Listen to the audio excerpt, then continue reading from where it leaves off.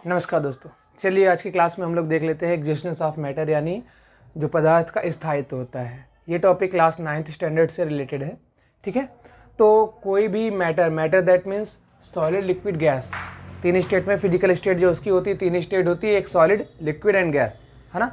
तो matter solid में ही क्यों रहता है रूम टेम्परेचर पे, या कोई भी मैटर लिक्विड स्टेट में क्यों है, गैस स्टेट में क्यों है, गैसेस स्टेट में क्यों है, तो क्या कंडीशन है इन मैटर्स को उस कंडीशन में रहने के लिए, है ना।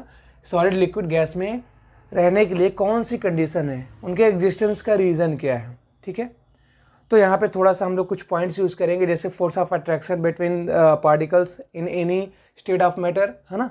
यानी कहने का मतलब है कि जो पार्टिकल्स हैं सॉलिड, लिक्विड एंड गैस में, तो आप लोग जानते हो सॉलिड के जो पार्टिकल्स होते हैं काफ़ी ज़्यादा स्ट्रांगली आपस में कनेक्ट होते हैं, यानी उनके बीच में फोर्स ऑफ अट्रैक्शन काफ़ी ज़्यादा होता है, जिसकी वजह से वो पास में होते हैं, है ना।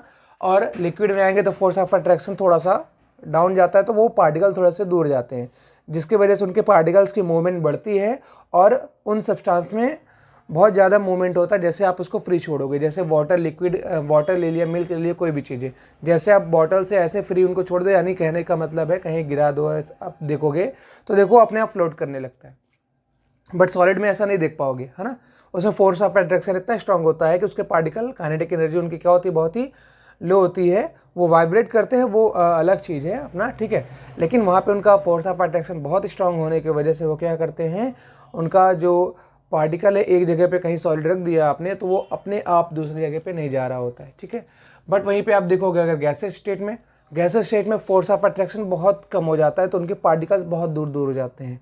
इसका एग्जांपल आप देख सकते हो, कोई भी परफ्यूम या कोई भी गैस आप रूम में ऐसे छोड़ोगे तो पूरे रूम में तुरंत वो फैल जाएगी, यानी उनका जो पार्टिकल से काफ़ी दूर दूर होंगे, तो उनसे क्या हो रहा है कि उनके बीच का फोर्स ऑफ अट्रैक्शन बहुत कम है, तो ये पार्टिकल ऐसे जा रहा है, ये पार्टिकल ऐसे जा रहा है, पूरे में स्पीड से मिल गया। यानी वाटर से भी ज़्यादा या लिक्विड से ज़्यादा इनके में क्या होता है, पार्टिकल्स में जो फोर्स ऑफ अट्रैक्शन है वो बहुत ही क्या होता है, वीक होता है, जिसकी वजह से इनका जो शेप है वो एकदम से फिक्स नहीं है।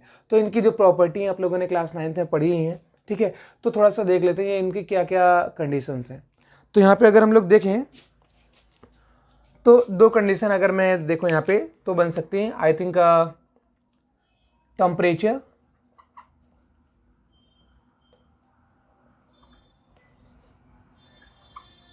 and force of attraction between particles, that is intermolecular force.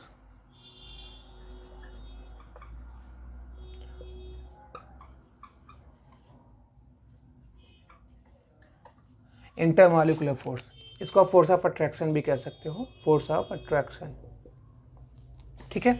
तो यहाँ पे अगर हम लोग देखें तो जो सॉलिड होते हैं, है ना, अब सॉलिड में जैसे फॉर एग्जांपल आइस ले लो आप, अब उनका टेम्परेचर से रिलेटेड उनकी एनर्जी से है, आप रिलेट कर सकते हो उनकी काइनेटिक एनर्जी से, ठीक है। ठीक, तो यहाँ पे टेम्परेचर जैसे बढ़ता है आइस का, तो क्या होता है, उनके सॉलिड के बीच के जो फोर्स ऑफ अट्रैक्शन है वो धीरे धीरे क्या होता है, ब्रेक होता है, और उनके पार्टिकल्स की काइनेटिक एनर्जी बढ़ती जाती है, और वो ब्रेक हो करके क्या है, लिक्विड में चेंज होते हैं, ठीक है। उसी तरीके से कोई भी सॉलिड है जो अगर उसका हम लोग स्टेट चेंज करते हैं टेम्परेचर इंक्रीज करके, तो उसके पार्टिकल्स को पहले मोशन होता रहे, टेम्परेचर क्या करते हैं, इंक्रीज करते रहते हैं, है ना। टेम्परेचर जैसे जैसे इंक्रीज करोगे उनके पार्टिकल क्या होंगे, आपस में उनकी बॉन्डिंग यानी फोर्स ऑफ अट्रैक्शन धीरे धीरे ब्रेक होता रहता है, और वो अपना स्टेट ऑफ मैटर को चेंज करते रहते हैं, ठीक है। तो कहने का मतलब है एक टेम्परेचर, इसको रिलेट कर सकते हो आप काइनेटिक एनर्जी से, यानी पार्टिकल की काइनेटिक एनर्जी जितनी ज़्यादा होगी, है ना, तो वहाँ पे यानी जितना ज़्यादा ये टेम्परेचर जितना ज़्यादा, उनका थर्मल एनर्जी जितना ज़्यादा, या काइनेटिक एनर्जी एक तरीके से जितनी ज़्यादा, उनमें क्या है एग्जिस्टेंस, जैसे आप गैस का देख लो, है ना, जितना ज़्यादा ये होगा उसमें फोर्स ऑफ अट्रैक्शन उतना कम होगा, तो गैस वाले के में क्या बन जाएगा यहाँ पे, अगर गैस में आप देखते हो, गैस में क्या होता है, गैस के पार्टिकल काफ़ी दूर दूर होते हैं, तो उनकी काइनेटिक एनर्जी बहुत ज़्यादा होती है, जैसे आप छोड़ोगे तुरंत इधर उधर फैल जाएंगे पूरे, है ना। तो इनकी काइनेटिक एनर्जी बहुत ज़्यादा, इससे कम किससे होती है, लिक्विड, है ना, और उससे भी कम सॉलिड की। तो यहाँ से क्या पॉइंट निकल के आ रहा है, जो थर्मल एनर्जी, जो टेम्परेचर है, यानी जो इनका काइनेटिक एनर्जी है उनके पार्टिकल्स की, एक तरीके से वो गैसियस पार्टिकल में, गैसियस जो पार्टिकल्स होते हैं उनकी जो काइनेटिक एनर्जी एक तरीके से थर्मल एनर्जी आप कह सकते हो, थर्मल एनर्जी वो गैसेस पार्टिकल की बहुत ज़्यादा होती है, उससे कम लिक्विड की और उससे कम सॉलिड की। ठीक है। इंटरमॉलिक्यूलर फोर्स की बात करोगे अगर आप, तो इंटरमॉलिक्यूलर फोर्स में क्या होता है कि जो सॉलिड होते हैं उनके पार्टिकल काफ़ी पास में होते हैं, तो पास में होने की वजह से उनमें स्ट्रॉन्ग इंटरमॉलिक्यूलर फोर्स होता है, फोर्स ऑफ अट्रैक्शन, जिसकी वजह से उनका जो शेप है फिक्स होता है ना।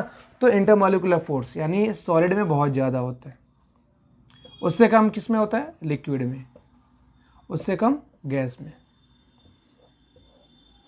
तो यानी अगर कोई भी सॉलिड पार्टिकल है, कोई भी सॉलिड ऑब्जेक्ट है, तो उसको सॉलिड में बने होने के लिए क्या चाहिए, उनकी जो काइनेटिक एनर्जी टेम्परेचर डाउन होना चाहिए, रूम टेम्परेचर पे अगर हम लोग बात करें तो टेम्परेचर लो होना चाहिए और इनका इंटरमॉलिक्यूलर फोर्स हाई होगा, तब सॉलिड ऑब्जेक्ट सॉलिड में ही बना रहेगा।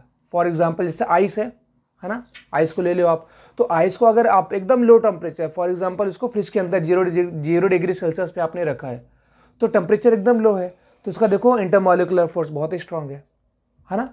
जैसे बाहर निकालोगे टेम्परेचर इंक्रीज किया, यानी थर्मल एनर्जी, उसका जो थर्मल एनर्जी वो इंक्रीज करेगा, तो तुरंत ही लिक्विड में चेंज होने लगता है ना। तो ये 2 पॉइंट्स हैं किसी भी स्टेट ऑफ मैटर यानी सॉलिड लिक्विड गैस के एग्जिस्टेंस के लिए, कि सॉलिड है तो सॉलिड में ही है ना, गैस है तो लिक्विड में है, कैसे है, ये 2 पॉइंट वहाँ पे डिफर कर रहे हैं, वहाँ पे एग्जिस्ट करते हैं। इन्हीं 2 पॉइंट्स की वजह से ही क्या है, वो सॉलिड में या लिक्विड में या गैस में रहते हैं। तो जैसे गैसेस पार्टिकल है तो उनमें थर्मल एनर्जी, उनकी काइनेटिक एनर्जी बहुत ज़्यादा होती है उनके पार्टिकल्स की, है ना, इसीलिए इनमें फोर्स ऑफ अट्रैक्शन कम होता है, तो वो गैसेस पार्टिकल यानी गैसेस स्टेट हो जाती है। सॉलिड में देखोगे आप या लिक्विड में देखोगे तो गैस से कम लिक्विड, लिक्विड से, है ना, गैस से ज़्यादा लिक्विड, लिक्विड से ज़्यादा solid. Force of attraction solid में बहुत ज़्यादा होता है, सॉलिड के पार्टिकल में फोर्स ऑफ अट्रैक्शन बहुत ज़्यादा होता है, जिसकी वजह से उनका शेप एकदम एक जगह पे रहता है। फॉर एग्जांपल मार्कर ले लो या डस्टर ले लेते हैं बोर्ड पे, है ना, जैसे ये देखो इनका शेप वगैरह है, जैसे इनकम्प्रेसिबल है ना, कंप्रेसिबिलिटी इनमें बिल्कुल नहीं होती। खैर, तो इनके प्रॉपर्टी के बारे में बाद में बात करूँगा। तो ये फैक्टर थे एग्जिस्टेंस ऑफ मैटर के। ठीक है।